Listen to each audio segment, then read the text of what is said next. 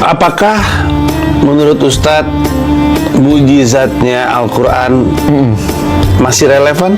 Nah, itu dia, Di bagus. saat semua orang, ada orang Panji Pragiwaksono mulutnya penuh kutipan juga tuh Ustadz. Ya, betul. Ngoceh mulut orang, dan itu di mana-mana. Jadi quotes. Mungkin kelanjutannya adalah gimana nih Al-Quran ini relevan, Betul. sampai dengan 2025 gitu dan Oke. seterusnya. Aku terus Selalu tadi, relevan sih ada sebenarnya. kata-kata Mas Panji yang bagus banget.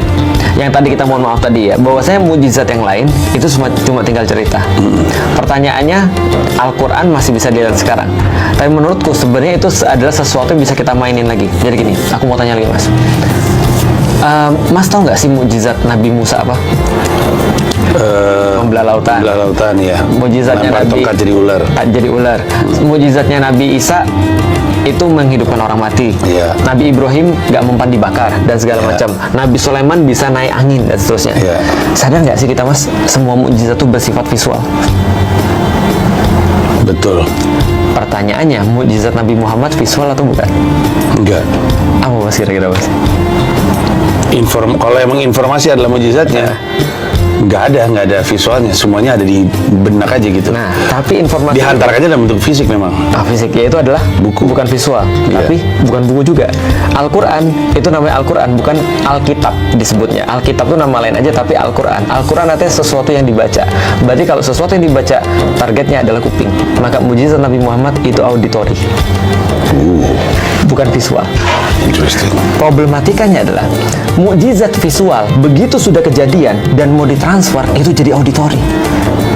Betul. Maka Mas bilang tadi cuma bisa kita dengar ceritanya. Karena nggak ada lagi visualnya.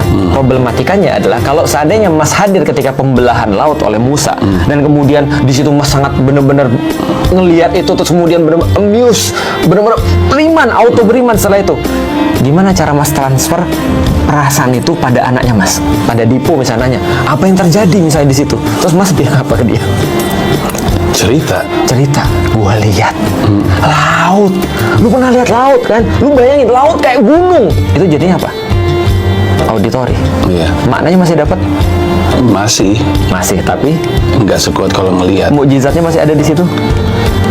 Dalam bentuk cerita aja, dalam bentuk auditori. Berarti bukan mukjizat lagi kan?